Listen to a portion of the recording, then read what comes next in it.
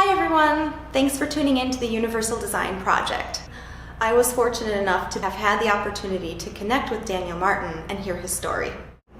Imagine living life as a sighted individual up until the age of 15, when suddenly the result of a car accident leaves you completely blind. This became the lived experience of Daniel, as you'll learn through his story. You'll hear Daniel describe how he overcame obstacles adapting to his new normal, and how his disability has become somewhat of an afterthought as he navigates his daily agenda. Daniel is an accomplished man, as you'll hear through his story, and has worn many hats of responsibility throughout his professional career. Daniel also shares some very thoughtful recommendations for home design, highlighting the key features in which he feels are ideal for supporting individuals with visual impairments. These recommendations are helpful in supporting safety and independence within homes, as well as optimizing participation within the community. Thanks for listening to Daniel's story. My name is Daniel Martin, and I am totally blind. I am 47 years old, and I lost my eyesight in June of 1986 in a car accident. So my vision loss was an instantaneous thing. 1 minute I was seeing, woke up inside the car, unable to see. So basically I've been without sight for 30-some years now. I work for the Virginia School for the Deaf and Blind, and basically I'm a vision rehab professional, is I guess my full title, but basically what I do for them is I teach assistive technology for students with vision loss, being aware from computers to iPhones, iPads, and note-taking devices, etc. And then I do independent living skills. I teach a class of that, so cooking, cleaning, all that kind of personal care stuff. And then I also do a career exploration class, so we look at careers and jobs, hunting, and all that kind of stuff. So, so that's kind of where I am currently. I've been there for a little over 2 years, and before that I worked for the state of Virginia as an employment counselor with folks with vision loss. And before that, with the state, I worked as a rehab teacher. I went into people's homes, like seniors and stuff, and taught them cooking and cleaning skills as well. So it's a good, quick nutshell. So I've been in this area. I live in Stanton, Virginia, and I've been here, I guess, let's see, my son will be 14 this year, so I think we've been here 14 or 15 years now. Gosh, time gets by. Wow. Yeah, so he'll be 14, so I guess, yeah, we've been here probably, going on 15 years. I have 3 kids. I have a daughter, Alexis, and she's 16, and I have a oldest son, which will be 14 next month. And then I have a youngest, he'll be 8 next month as well. So Yeah, so it sounds like they keep you busy. Most definitely. And I have a guide dog named Irish, who's a black lab, who is about 3.5 years old. So I've had him just about 2 years in June. So he is my 3rd guide dog. So I've been with guide dogs for several years now, and still use a cane and stuff, but have a guide dog.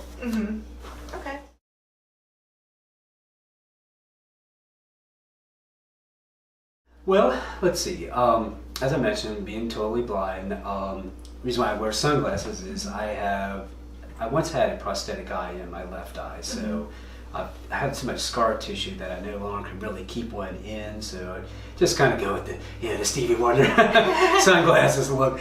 But as part of it, my wife and I have this discussion. I want a patch, and she don't want the patch. So, so I don't know. Who's gonna win? But for right now, I try to keep some harmony.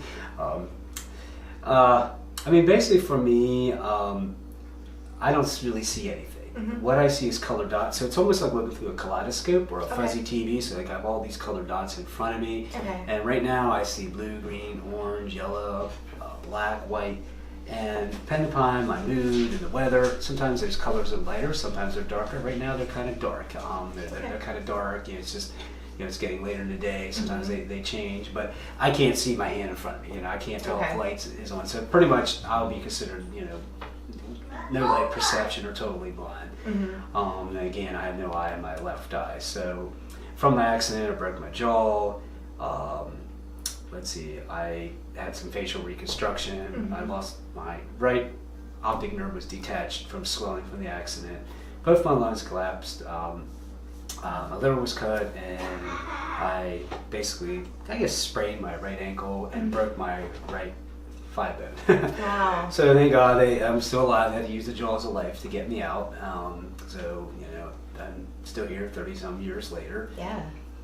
Okay. So that's kind of a quick nutshell, I guess, of my disability itself. Yeah. Okay. So it sounds like what you do see is more of like pixelated. Yeah, it's kind of like cones and rods, or the cones part of it. Like I said, some days I think, oh wow, it's sort of still see, but I really can't. But it's a whole another fascinating topic to talk about sometime. But Yeah.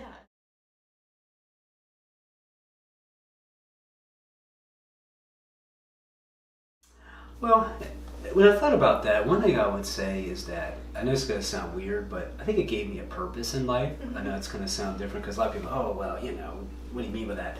Sure. As a young person, I was 15 when it happened. It was getting ready. I just got off on summer break. School was out, and this accident happened. And, kind of like, where am I going to go with my life? And it really kind of helped me to grow up a little bit, and forced me to say, I'm going to have to kind of fend for myself here a little bit. I think for me, personally, I'm kind of a very determined person. I got a master's, I'm married, I work, and I think just being determined, try to work hard. I like to be challenged with new things. Not all the time. Like I say, not all the time. Some days like everybody else, I just want to just chill. And, I'm not into climbing the highest mountain or jumping off, bungee cord type of thing. I'm not that type of person. I'm, my challenge I think are more internal or more with life and things like that. So, Okay. I don't know. I guess, I'm just like a person like anybody else. I don't want to be.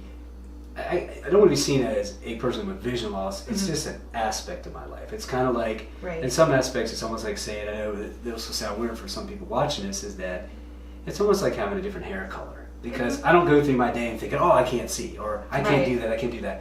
I'm literally thinking about, what am I teaching my students today? I'm checking my emails. I'm doing all the things I need to do as a teacher. I'm not sitting there thinking, and there might be a moment in the day where I sit there and think, oh gosh, if I could just see this, it'd be much quicker to click on this and click on that, when you especially take an online class right now that I'm taking, which is kind of obnoxious. And it's like, oh, I wish I could see what this environment is, but I do get through it with the adaptive software. Okay, yeah.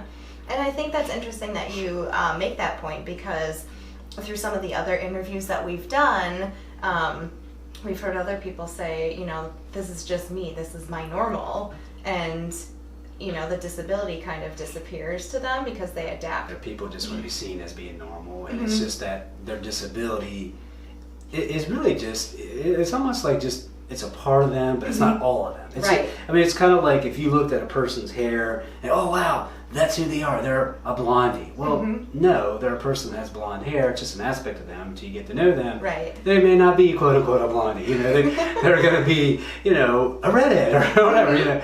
And again, that's how I look at it.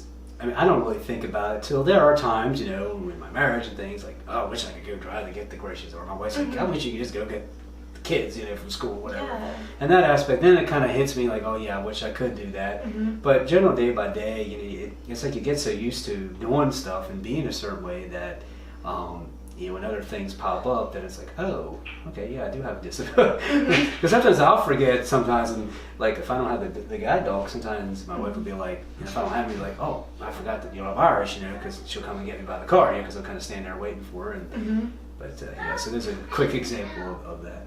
Okay. And then, so since you acquired blindness, later in life, you said about 15 years old, how long did it take you to adjust to navigating a sighted world once you lost your sight? Boy, that comes in stages, I think, honestly. This Kubler-Ross's stage of acceptance. I kind of went through that initial shock, pleading with God, because I grew up as a religious person and in a religious home, and went through that whole stage of, gosh, what did I do? Why me? All that kind of woe is me type of thing. Right. And what really kind of affected me most was I was crying one day, my parents were crying over me, and I was like, I can't have my parents crying over me as a 15-year-old kid. I was like, no way, I grew up with 2 older brothers. I was the youngest in the country kind of kid. Like, that wasn't the norm for us. We just didn't really show that kind of emotion. So it was kind of like, so that kind of was a motivating factor for me personally, not for everybody. Just for me personally, that was a motivating factor to say, I need to do this. I gotta figure this out somehow. So a lot of it was through people's prayers, and a lot of it was from my mom's support and other people there to teach me new things and stuff. So that definitely, you know, was a big help. After I lost my sight, I went to a private religious school, so it was very small. And that first year was a big struggle because I didn't really know how to do anything. I would use a manual electric typewriter, type answers. I had people reading stuff. I mean, we didn't know anything. We didn't know about books on tape hardly. And, you know, we finally got some people that came in and helped us with that. But, I mean, that first year was a big struggle. But then the next summer after the accident happened, because again it happened in June, I went off to a rehab program out in Pittsburgh. And in Pittsburgh, Pennsylvania, they had a great program. I learned Braille and cane skills and used computers. Computers were just coming out, so I was like, got into all that stuff. And then my senior year of high school was a lot different. You know, I was able to get books on tapes ahead of time. You know, I was able to do a lot more for myself. Now, granted, they didn't quite still have the computers out, not till my freshman year, which was the following year of college, I really get my first talking laptop software and stuff, which was great, and that really helped me. So it was kind of the stages, you know, went through the stages of grieving over sports, not playing sports, and then there was the issue of I can't drive. How am I going to find somebody? How am I going to date somebody? So it's all in that aspect, you know. I think one thing about grieving for stuff, I think there's the initial, oh my gosh, I lost my sight, I lost all this, but it comes in waves. And even now, sometimes I'll kick back and think, oh man, I wish I could ride a bike, or I wish I could play that, you know. And especially getting into this soon spring, summertime of the year, it kind of hits me then. I don't know why. Wintertime doesn't hit me as much, you know, because I guess because it's cold, it's dark. I mean, I might miss sledding, but I've sled with my kids and stuff. But you know, I miss more of that basketball, riding bike, you know, that kind of things. Okay. What kind of extracurriculars are you involved in outside of teaching in your professional life? I mean, for me, I like to work out here in the house. I mean, we got an elliptical downstairs. I got weight equipment, so I like to just kind of do my own thing here at the house. I mean, part of it is just money and time and driving and trying to get there. I'm involved with the Lions Club. I go that once a month in our church, and I had been in the choir, and I've kind of taken a break for that for right now, and they've elected me as a deacon, so right now I'm a deacon at church, so it's been a new, kind of a different role for me, you know, just, you know, just, I've never did that before, so just kind of learning those steps and stuff, but I'm more of a homebody, I'll be honest. I mean, I don't, I have written books for pleasure, like written my own books. I never got them published, but I've done that. You know, around the house here, you know, it's busy, you know, family, dishes, taking care of the dog, doing trash, so laundry, putting away laundry, so, and sometimes it's being a teacher, sometimes it's good to just 8, 9 o'clock, I just want to veg, you know, give me a book, I listen to a lot of books, I listen to a lot of digital books, different formats with that. I'm into YouTube a lot. I do a lot of YouTube, sometimes too much, but I do YouTube and listen to different things, and it's kind of my fun way of kind of like watching TV. I mean, we've got the Netflix and all that, but I do it sometimes. Now, I do use descriptive movies, which are an accessible version, so if we'll go to the movie theater here in town, and I'll request the headphones, and a lot of times they're narrated, so as you're listening to the movie in the headphones, someone's describing. It's all professionally done, so it's not somebody behind behind the booth you know, trying to whisper it. I mean, it's really professionally done. It's pre-recorded, so you have to have the special headphones to do that. Now, when there's some websites that you can actually go to and listen to the movies for free, but there's no video, it's all audio, so you can hear the movie and the audio description, so the narrator describes what's going on in the movie. When there's an action scene, they're running down the street, you know. Well, especially a lot of these movies, like, you know, all the Marvel comics, all those movies, so much action that if I didn't have that audio description, it just, like I saw just recently, it was the Justice League, and I didn't have the description, wasn't working or whatever. I could follow it, but it was just, you know, I didn't quite know. I was just kind of like using my imagination at that point. So that's what I do a lot of. Okay, yeah, that's interesting, especially too if you're pushing yourself outside your realm to try new things too.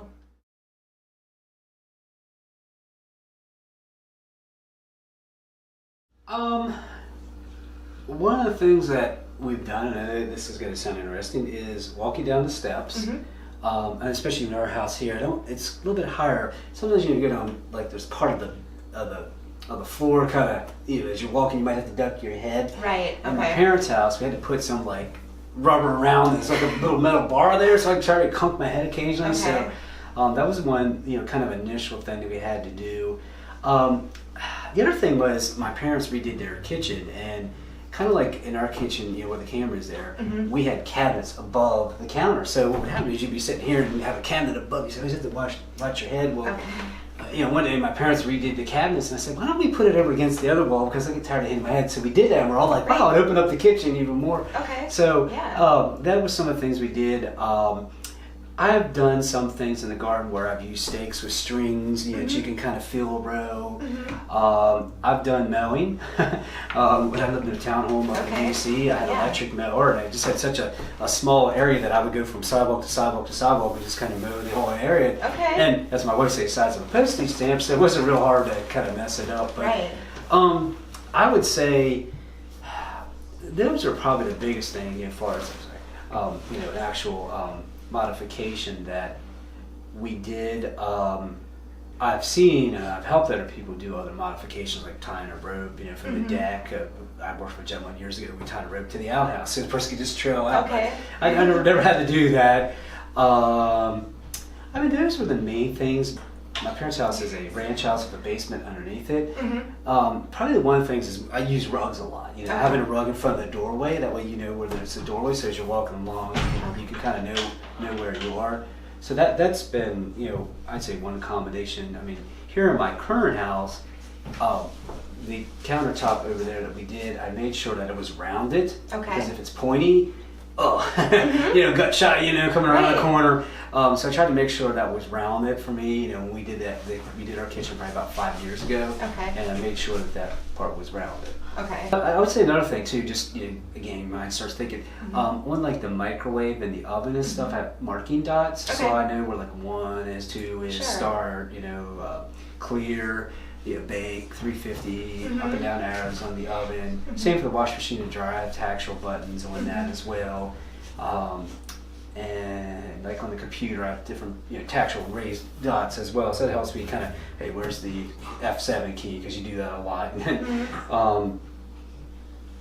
me think, anything else? Those are probably the main kind of environmental things. Okay. So do you have any recommendations for a home design that you feel would be helpful to people who have a similar disability as yours? Yeah, now with one thing I understand about vision loss, there's different types. You've got low vision and then kind of totally blind, anywhere in between there. For some people, color contrast is very important, black on white, white on black. So for example, you might have a white wall, but you might have the plug being black. So it's quicker for someone to locate that. In the kitchen, again, same type of thing. My kitchen might be a disaster for someone who's low vision, but for me, it's fine. I kind of know where everything is. I got stuff in it, very organized, trying to put stuff in its place.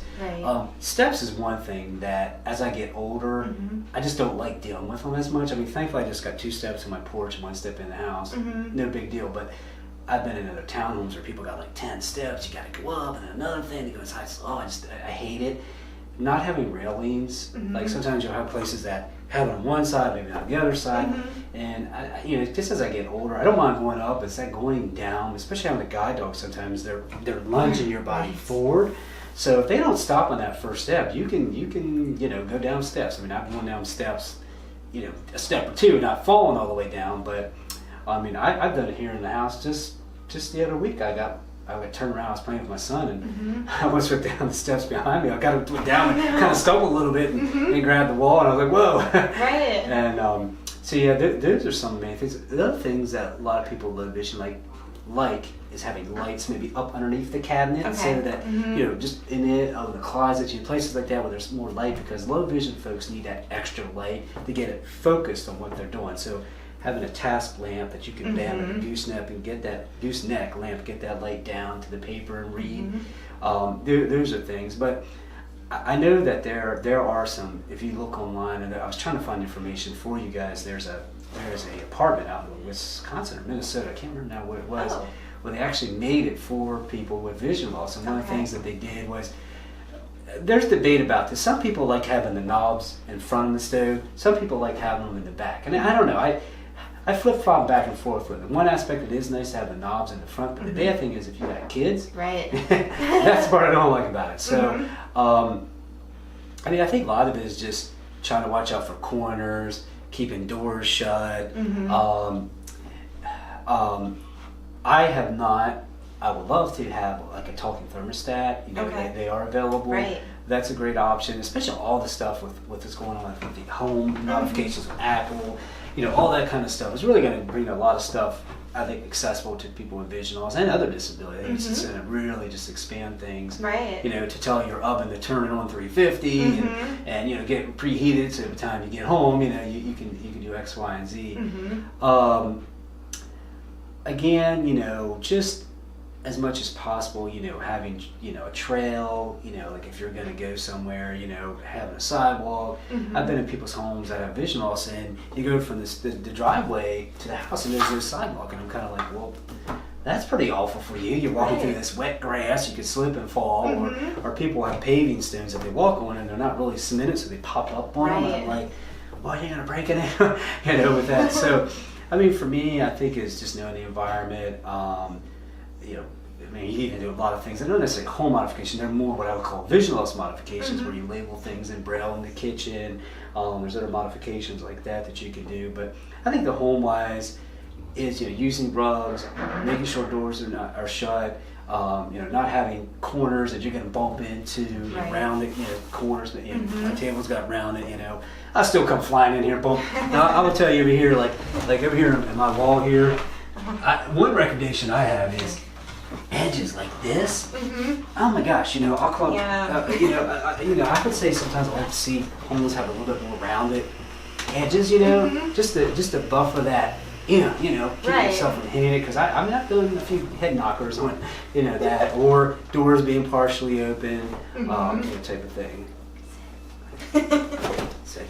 Yeah, and I think a lot of the, you know, the changes that you're describing too would be relatively inexpensive, just to round a corner out while the wall is being built. Yeah. Oh yeah. I don't think that would take, you know.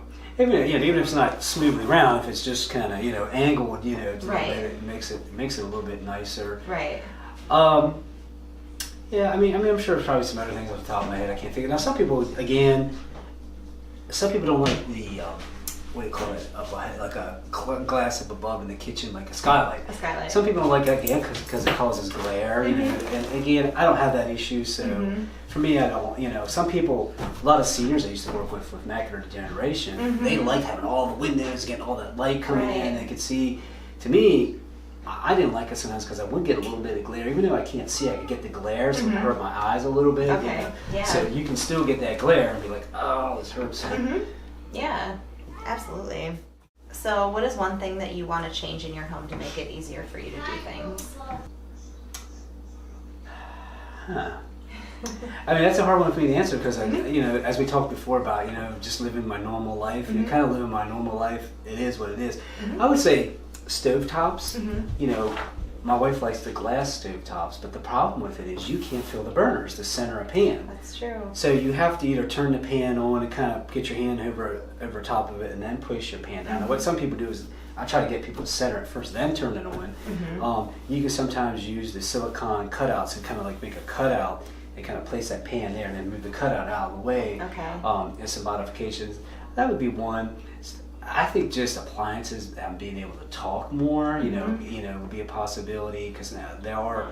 I think Whirlpool has got one of their washing machine dryers that comes in Braille now, which is really nice, so someone can actually feel that. There's talking microwaves on the market again, and some of those I don't necessarily need. To me, I think they're a luxury item in one way, because I just use the market dots and save money, and you know, but you know, again, they're not too much more expensive. I think one thing that I kind of wish in my house I had was more of an entryway, because you know, you just walk in and boom, right into the living room. Right. I kind of wish I had more of an entryway to kind of hang up a jacket and stuff. But that's not really necessarily accommodation in some ways. It's more, you know, it's just more of just a convenience, you know, because you can come in and take your shoes off and not drag water through the house and mud and so forth and so on. But the steps going down, like I said, you know, I kind of wish that either it was higher or lower, so you didn't have to worry about clunking your head, you know, you going down the steps. I do have a railing on the left side. I don't necessarily wouldn't like it on the right side because it'd be too tight. You wouldn't be able to get stuff up and down the steps, so I kind of understand that. I think having like the newer windows that tilt in are great, you know, for cleaning purposes. gosh, I mean, for me, I would say I'm probably not the best person because everybody's a little different. Because some people with vision loss have other disabilities that if you interview them, they might say X, Y, and Z. And for me, it's like, I just kind of just live stuff. I mean, it's pretty much the norm for me. So. Right. It sounds like you get around pretty well. Oh so, yeah.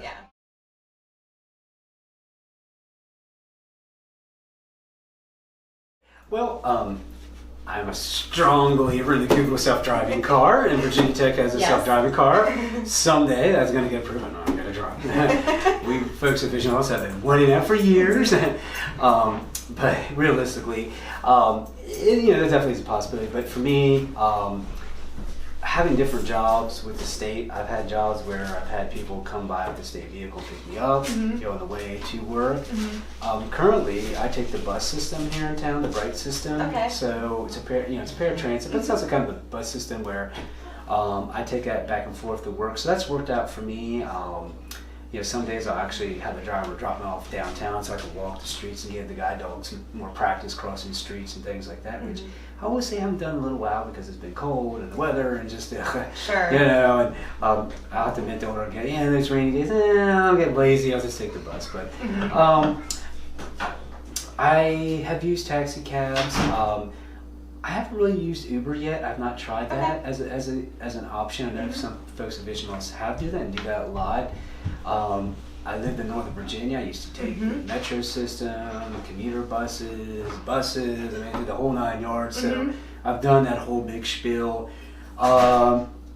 I'm glad I did it. I don't want to have to do it again. Okay, yeah. 2-hour commutes each way, done it, been there. You can have it for 3 years, and don't want to do that. So for me, it's nice just to be in a little community where I can catch a bus, go to work, come back home. I'm home at like later 4:30, and I can go home, relax a little, work out, and do different things I want to do. So I do wish that paratransit did run a little bit later in the evening or like a Saturday. Now the bus system does run part of the system, but not what they call on the demand. So it'd be great if it ran to like 8 o'clock at night. I could actually go get groceries and give my wife a break, so I could do that. Okay. I have looked at the option of paying, to have groceries delivered through Amazon or Walmart. Some of them have that. Part of it is we're kind of cheap. Like, well, why spend $10? I'll just go do it, But there are times I think maybe we should just spend the $10 and give you a break and have stuff delivered. So I keep looking at that as an option. Again, I know some folks who they do that all the time because they're totally blind. But if the couples are, and that's their option. So for us, it's more like, well, we don't have so much money. We got 3 kids, and you got to look at the economics. So. Yeah, you got to set the priorities with that. A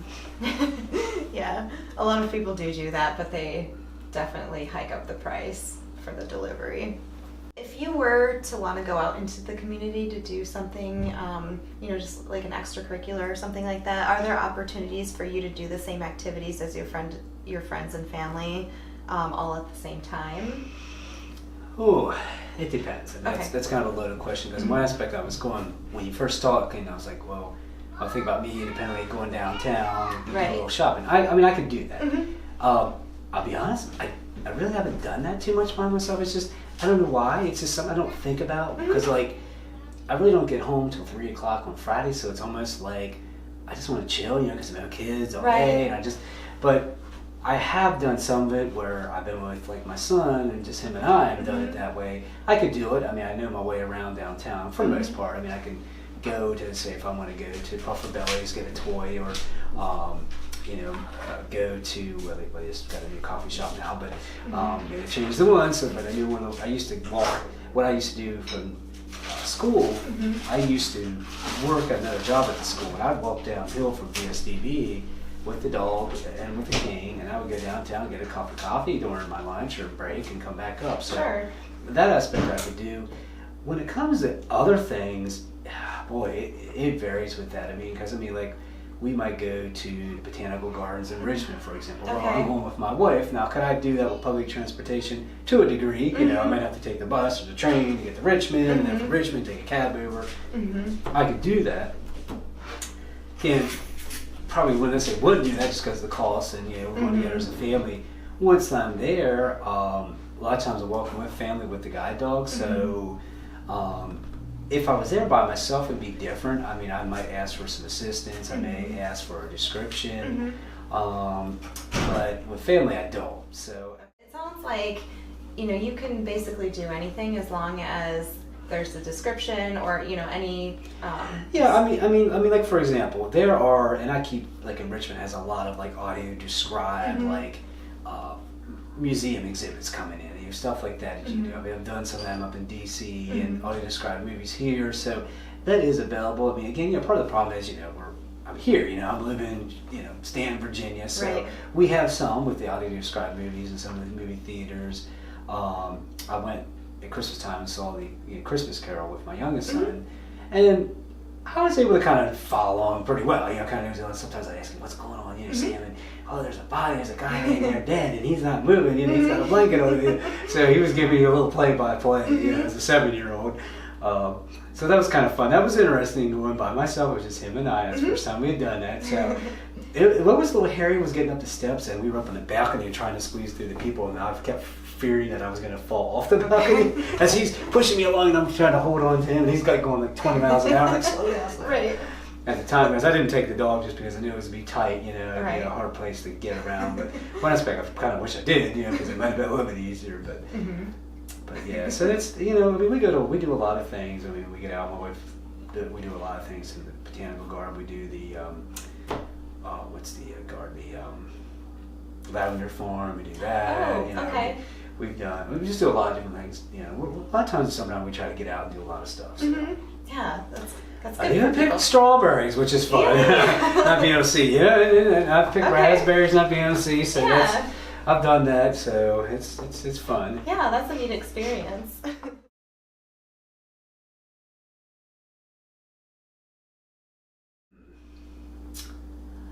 think sometimes I know that I've been to the Art in the Park. Okay. And sometimes it'd be good to kind of know who's singing or what vendors are around, just, almost be like a little play-by-play before you get there. And maybe there is some of that stuff out there, and I maybe not take the time to look and kind of see, but something like that would be helpful. Well, yeah, it's a hard thing to answer that because, I mean, you can sit there and say, oh, I want this and I want that, but you're trying to be realistic, I mean, I've been to these things, and generally, one thing might be is having the stuff where there's a walkway to get to, the food stands, or okay. I mean, because over at the Gypsy Hill Park, I mean, sometimes stuff's parked here, it's parked there, right? And sometimes that gets a little bit of a challenge. But again, I'm usually with somebody, so if I was by myself, that would be very helpful.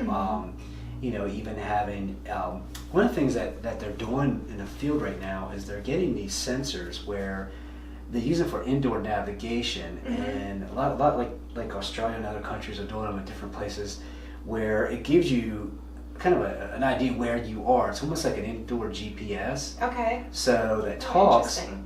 So something like that, where you may have some of these things built onto the food booths, where maybe you go there and it might indicate to you what it is, where it is, maybe what some of the prices of things are.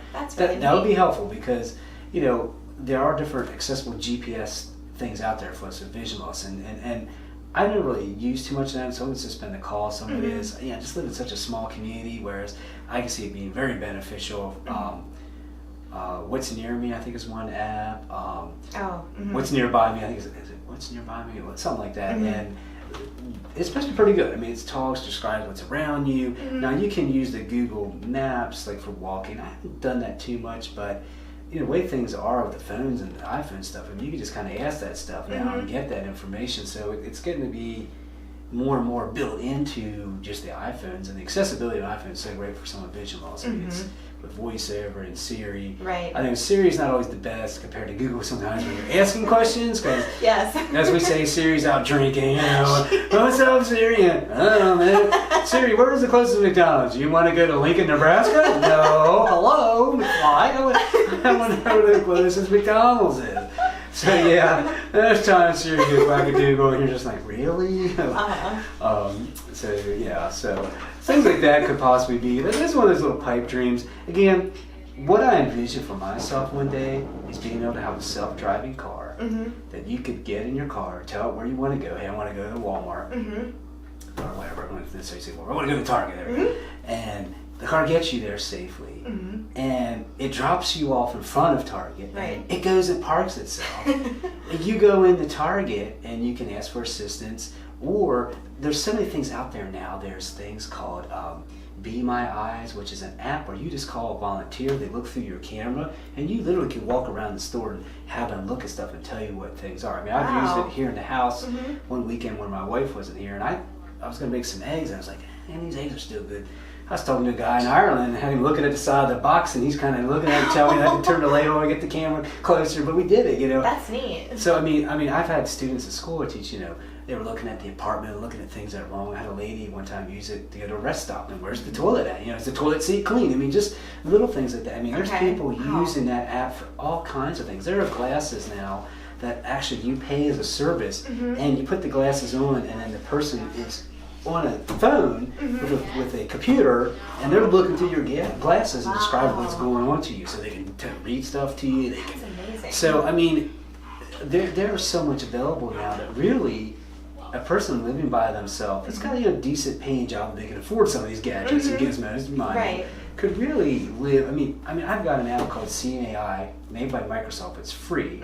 It reads text, it reads handwriting, it tells you denomination, colors, if the light's on in the room, it tells you people's faces and object recognition.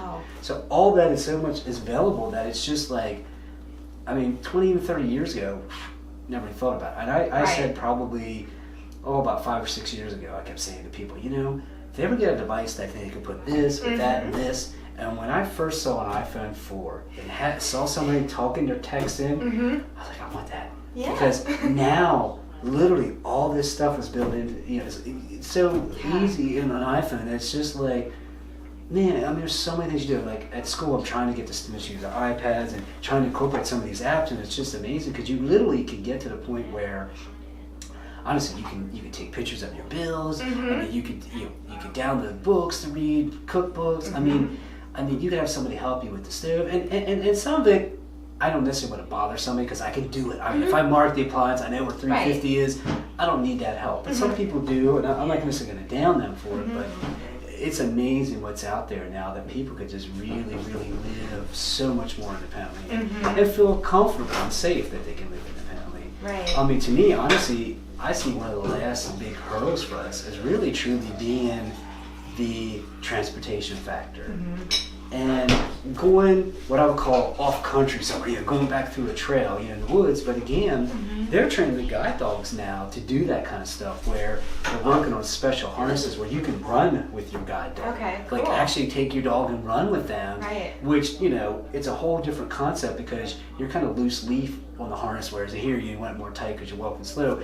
You don't necessarily want that, you want a dog to kind of guide you, but the dog's got to have a range of motion. So things like that, and there are probably, if I look around online, there might even be some trails that are accessible. I know like some of the camps I've been to have had some accessible trails where there's braille in the trees and they might have ropes that you can hold on to. That's amazing. But it's getting to the point where with these apps and stuff, you literally could do it. As long as you can get reception, I could literally go on that Be My Eyes app and talk to someone and have them work with me. Maybe they can't do it the whole time. Maybe they get me another contact person and keep going. You can probably go in there for an hour if you wanted to. So it's amazing. Right. Definitely the technology advances. They're just going to keep getting better and better, I think. So that's great to have those options. Related to that is how the technology is going to help with accessibility at home, which we mentioned before, where you can tell your iPhone, hey Siri, turn on my oven to 350. That is like, it's a major for anybody. It saves you time, saves money. Siri, defrost this. Siri, turn the lights on. Put some music on. Just whoa, it's just amazing what that stuff's going to do for people. I think it's good and bad. I think it'll make us a little lazy, but we also may make us more efficient. So they also have those. I don't know if you've heard of them or not, or known anybody with one, but they have They're like these little robots that you set on the floor, and they go around your house and they start cleaning. Yeah, the cats like to sit on top. Yeah. Yeah, Skippy, our cat. I think you can cat it. And they'd be like, "Whoa, what's that?" Yeah, we thought about getting one at some point. They have pictures on YouTube of cats sitting on them, like, "Yo, I'm getting a free ride, man. Yeah, it's about time." Yeah. You know, cats are, "This is great, man." The dog's like, "Hey, let me eat it," and the cat's like, "I want to play with it." Right. That's funny. So what advice do you have for somebody who is interacting with you or your family for the first time and maybe curious about you? Like in church, one issue for me is people do this all the time. They'll come and hello, and then they'll walk away. And sometimes it's this nice. I mean, there's some people I do know, but it's a pretty big church. It'd be nice for people to say hello, hey, this is so-and-so.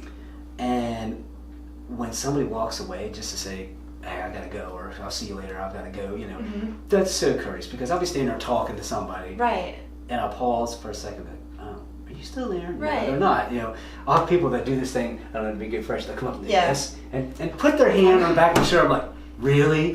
Really? Do you think I know who you are because you put your hand on my shoulder? No offense, some people I do know because of the smell of their cologne, maybe, but no, I this kind of person, like, punching one, but I won't do that, But that gets obnoxious. But yeah, I think just treat us as any family. Like, I'll get all kinds of reactions with the guide dog. I'll get everything from, can I pet the dog? To screaming, people scared. I mean, depends on where you're going. Different areas of Northern Virginia, I lived up there. People were either terrified, they didn't notice the dog, or they were like, oh, it's gonna bite me. Just all kinds of reactions. So that's been an issue. I think it's important for people to know the ADA rights, like especially restaurants and places, because I've been discriminated and I can tell horror stories about that. But I think for us, not be afraid to just come up and they ask me a question. It's great when little kids come up and say, can I pet your guide dog? Yeah, sometimes I'll say yes, sometimes I'll say no. Depending upon what's going on, what we're doing. If I'm just kind of standing there and he's not really guiding me, I don't mind it. But if he's guiding, no, I don't like that because it's a distraction. He likes the attention, as you saw. You come around, hey, how you doing? Hey, let me give you a cheeseburger. Oh, wait, let me eat it first, but here we go. And so it's like, he that aspect is good. But yeah, I mean, I think not to be afraid, just come up, say hi. Not to treat somebody like you're a sack of potatoes. I've had people grab a hold of me and take me across the street. And I always tell students, you're in control of that situation. Put your feet down and stop. Say, excuse me, I'm not going to do that. Absolutely. And I've had that happen where I've had to do that. I've had it, younger, and now as I'm older, your life changes. It's more of a, I'm going to change the world, when you're younger, and get involved in this advocate group. And now I'm older, I'm kind of like, I got to raise a family, do my job, and I'm tired, so, your aspects change. I mean, I'm still interested in these things, but not to the degree, I need more of that fire pyro, I guess. Yeah, and as you're mentioning this, it makes me think about some of the interviews and what people have said, especially people who have physical disabilities. They would say that, somebody who was meaning well would come up and see them across a parking lot or something and just either physically try to help them into or out of a vehicle when they were meaning to do the other thing. Has anybody ever just come up and started helping you even though you decline help? I mean, off the top of my head, I can't think of it. I've had people distract the dog and talk to the dog when I'm getting ready to cross K Street, 6 lanes of traffic in Washington, D.C. I'm like, could you please not talk to the dog? Because I got to pay attention to the light cycle. I've had... I think in one time, I had somebody grab the dog's harness, one time, but I'm trying to remember if that actually happened or if it's my kids. Sometimes they do that, because they're trying to help me out, but... more of what I've had has been discrimination issues. Well, you can't have the dog in here, and I've had those kind of things happen. What advice do you have for businesses or community organizations for making things more welcoming for you and your family? I know this is a hard one because I know businesses are paying for their space if they're ready, but some renting, but sometimes, the racks are so close in some stores that I'll be walking, I'll hit my shoulder, it's just like, I can't get in between here, so, and my wife will say, well, nobody in a wheelchair can get in between here. I'm like, yeah, but I understand it, I try to be balanced with that, say, okay, I wish this was a little bit better. I mean, that could be an aspect. just having all these apps today just makes things so much different. I mean, you can walk in these apps and I'll let you know there's a sale on, things like that. Being willing to ask a person if they need help. And I know what I was going to say earlier when you asked that other question. I think it's kind of getting to a point where I saw this in the one thing that was online. I was looking at one of the other persons, and somebody had said that, the older generation is still asking help. The younger generation's kind of gotten used to, you can do it as a person with a disability type of thing. And I see that as a good and a bad thing. And I'll give an example of what happened to me not too long ago. We were in Charlottesville, and this was poorly planned, I believe. And and part of it is I didn't necessarily say I was blind. I could have said that, in their defense, and in all honesty. My daughter had to go get a physical therapy. It was kind of like after evaluation because she had knee surgery done. And we went to this place, and I walked into this, it was kind of like a part of the UVA gym thing. And it was like, guy didn't know who was talking about, what was going on. The guy finally came down, met me.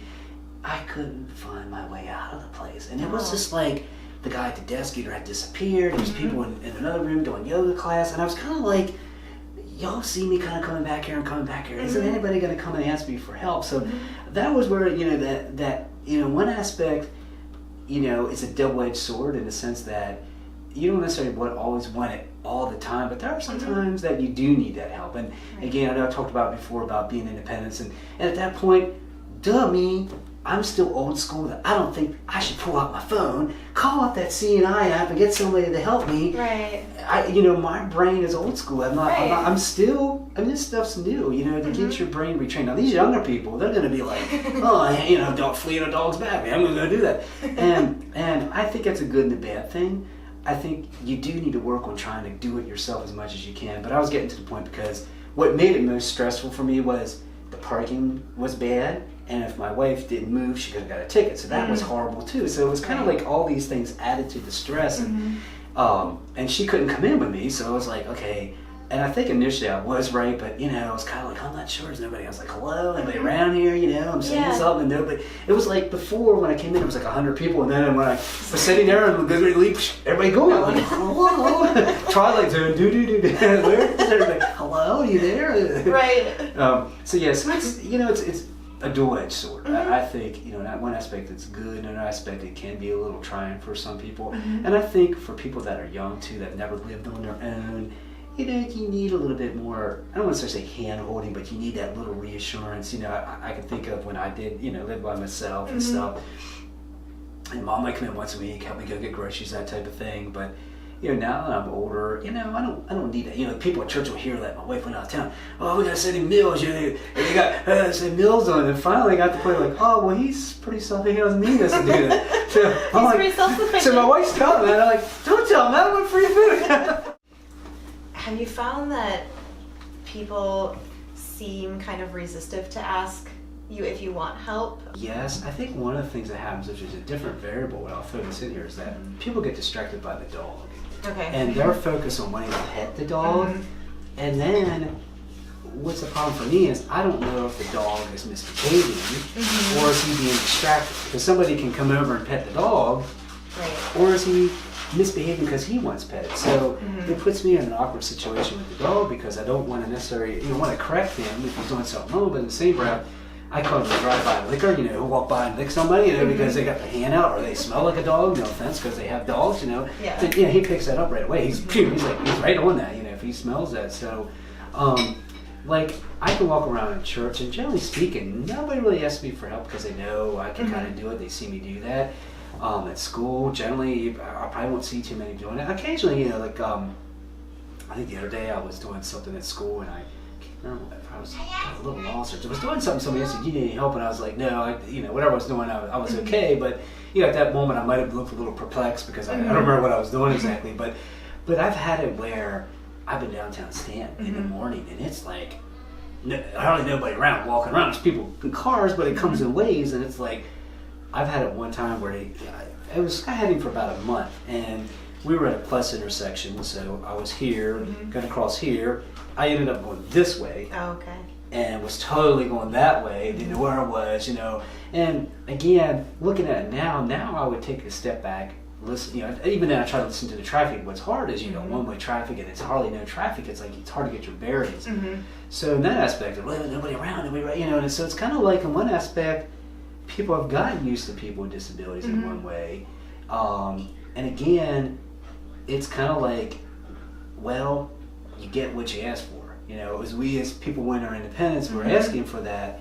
We always can't cry wolf when we don't get the help when we need it. So in that aspect, you know, I might feel sorry for myself. And sometimes I get mad, why am I nobody around? But then I sometimes say, you know what, they're living their life just like me. I've got the tools now on my phone that I could get out of that situation. Again, I'm old school, and I'm listening to traffic, I'm trying to figure out where somebody young might pull out that phone and call that app and say, okay, where am I? Can you help me? And now in the future, now that I've done it a few times, I might start to do that because it is an option, you know, to do. You know, it is something that's available. Sure. Does your disability impact relationships with other people in any ways? I think it does. I think for some people, they just don't know. I think even today, they don't know what to say or how to handle that, you know, or they have misperceptions of, you know, what it's like to be blind and stuff like that. I think sometimes even my own brothers don't really know me. You know, they see me coming up for a weekend and they just kind of see me hanging out, but they don't really see me in front of the computer or in front of the phone and really doing my job. And I mean, I don't know what they would think if they actually saw it, because it might really amaze them, all the things that I do. But again, you know, they live up in Pennsylvania, I live here in Virginia, so it's hard to do that. I'm not going to say it's all their fault. It's just kind of life. You know, it's how life goes sometimes. But yeah, I think sometimes people, some of the older generation, I think they're amazed. Like, because I used to go into people's homes and work with seniors, like, well, I'm not as blind as you. I don't need the help. I don't need all that stuff. I don't need talking computers, and they just need magnifiers. But you know, they were kind of, you know, dumbfounded by me because I was walking in with this guide dog, and I've got this talking computer, and I'm helping do this, and it's like, take a step back. Who is this guy? So in that aspect, I've been a role model, but it's been a double-edged sword, because again, some people have been like, I don't need that. You know, some people are like, wow, you know. And what I find now with working with young folks is I'm a role model, but you know, they don't always see the benefit of what I'm teaching them, because they're young, and they don't see that, well, maybe if I do learn this part on the computer, it's going to make my life easier instead of trying to do these things all the time, because it's not as efficient. And I'm all about being efficient as much as I can when it comes to the computer. I want to know a keyboard command. I don't want to have to arrow down the whole web page to find what I'm looking for. I want to hit a couple keystrokes and get there. Sure. So, what is it that you wish more people knew about you? Well, I'm a nice guy. I don't know. They don't already think that? Yeah. I think with anybody with a person with disabilities, looking beyond that disability, looking to that, you know what, this is a person, and they're more than just a guide dog. They're more than just a cane. They're more than a pair of sunglasses. They're a person. Got feelings, emotions. They can get upset just like you. They're allowed to get upset. They're allowed to have a bad day. Absolutely. And I think sometimes in our society, we want to try and have everybody be like Mary Poppins, or it's going to be, they're going to be Louis Braille. They're going to be this amazing blind person that's going to climb the highest mountain. They're going to do all these great inspirational things. And I think those stories are great, but to me they're unrealistic, because it's kind of like, if all you focus on society is all these people like sports players and they do all these great things and they get millions of dollars, it's great, but the really average blind Joe is not like that. They're just trying to make it through the day. They're trying to get to work. They're trying to pay their bills, trying to raise a family, just like you are. I mean, just like you and me, we're trying to do the same things as anybody else is. And just realize, hey, I have my senses. They may not be these magical senses that people think, oh, this guy can hear, you know, this, and they can feel this. No, I don't. My hearing's not any better than anybody else's. I just listen to things because I can hear my kids next door while we were videotaping this and hearing what they're doing. Whereas in the background, people might hear that and not really know what's going on. I can kind of get a feel for it because I know what they're doing, you know, and here in the house. So I think it just, you know, just realizing, again, that a person is a person. They have a disability. They're going to have bad days. They're going to have days just like you that, you know, your energy's down. You're just, it's not there. Like today, I didn't sleep good last night. You know, I had to buy about, I woke up about 1 o'clock, couldn't fall back to sleep till about 5 o'clock, so I lay there, you know. And you know what? Just like anybody else that happens, I gotta make it through my day. You know, I gotta, you know, drink a cup of coffee, get a Pepsi or whatever, you know, and slug through the day just like anybody else. So, having said all that, I just think, you know, I think just people being treated as a person first, disability second. That you can have bad days, you can have good days, and it's okay. You know, it's okay. You know, I've kind of learned. For years, I've always been, I got to be this blind boy. I got to be the blind boy. I got to let everybody in the community see what a model great blind person is. But sometimes I say, you know what? I can have a bad, crappy day and swear. You know, I can have a bad day that, you know what? It didn't work out for me today, and it's okay to have that bad day. And sometimes I feel guilty about that, but I'm like, you know what? It's okay. It wasn't a good day. Like, I'll get done with school some days, and you know. It was a crappy day, you know, the kids were bad, I didn't really get into the groove, they didn't get into the groove, and it's okay, you know, and telling yourself that it's okay, because some people have that sense of guilt that they need to be this super perfect disabled person because of all the stereotypes on TV and movies and shows, or the opposite is they're this angry, vengeful, you know, son of a woman type of person. And there are some people like that, but a lot of people aren't. A lot of people are just, you know, scared, they're trying to figure out what to do, and you come in as a resource, and that's what I try to be for people. I'm like a resource. I try to help people as much as I can to be a resource. This is where you get information, this is what you do, we go from there, so. Yeah. When we talk about so many different disabilities, I do think that the sensory ones go unnoticed, and I think it's so important to talk about them. One thing I did want to ask you, have you been in contact with VAL at all? It's the Valley... Oh gosh. I gotta think what it stands for. Yeah. It's an independent living I'm actually, center. familiar with it through the organization that I'm working for. Okay, so let's say, because I was hoping that you would be, because again, these are great resources to talk about all the ADA stuff and housing things and modifications and stuff. And again, I know you may interview another person with vision loss, and they may say something totally different, because they might say, man, you know, my apartment stinks, you know, I wish this, they would change it, you know. But when we were looking at homes, that's one thing we looked at. We wanted a place that we could pull our car in, so that I didn't have to walk across a street or, you know, get across, you know, walk this way and that way. Understandable. I just want something that we had 1 or 2 steps to get in, because we're like, you know, we purposely wanted a house. If we retire, it's one level, or like our washing and dryer is on this level, so you know, eventually I'll never really necessarily have to go downstairs, you know, the basement. So we looked at that kind of thing. So. Yeah, and I think that's smart to look at that, you know, early on, because especially if this is going to be your forever home or a place that you plan on retiring and growing old in, there's not only the disability, but it's just the normal aging process for everyone. So yeah, well, like I see, like here, like in Stanton, I would not want to live on these places that got a big hearing, because what they have is they got all these steps into the house and the steps that go up in even more, and I'm like, I just can't stand that. It's just obnoxious to me, because it's like I'm afraid I'm going to fall with the dog or trip or just, and it's just too many steps. I mean, like I said, it's not health wise, it's just more like safety wise. You know, it's more like, oh my gosh. In some ways, it's better with a cane in one aspect, because the guide dog, you know, again, they're supposed to stop at the steps, but sometimes he gets rambunctious, you know, he's not paying attention. Oh, there's a squirrel, you know.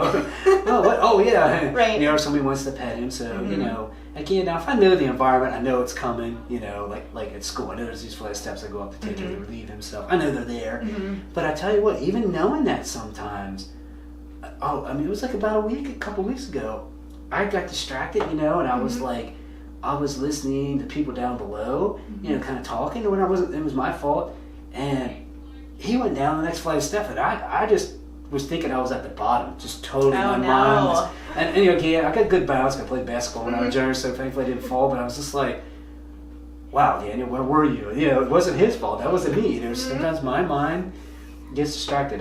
I used to joke about this. I used to live up in Northern Virginia in a bunch of townhomes. I'd walk around, you know, this little sidewalk area, and I'd cross this one part of the parking lot kind of area, and I'd sit there and I'd be talking on the phone and walking with the guide dog, and I'm thinking, this probably isn't a good thing to do. I might get hit, you know, because the dog's, you know, sort of paying attention. I'm not really paying attention. So I've learned I don't really do that anymore. I'm like, no, I'm going to stand still, because we call it the blind man shuffle, or the blind woman shuffle, where you come to an intersection, you're going this way, your feet move this way, your feet move this way. And guess what happens? Your feet do this way, you're going to do this kind of a crossing. Feet this way, you're doing this kind of crossing. And what happened to me in Irish was there was pumpkins in the way, and he went around the pumpkins. Instead of coming straight in, he went diagonal into the curve. And that's why he did what he did. And I was kind of like half paying attention, because I'm like, oh, it's morning time, blah, blah. And it's very easy to get an autopilot with your guide dog. You're like, oh, okay, he knows where he's going. Wait a minute, where am I? Daniel shared some very valuable insight into what it's like living with total blindness. He also recommended some key features to be implemented into the forefront of design in order to support the safety and independence of individuals experiencing visual impairments within their homes and in the community. I really hope you enjoyed Daniel's story as much as I did. Thanks again for listening, and I hope you tune in to more stories from the Universal Design Project.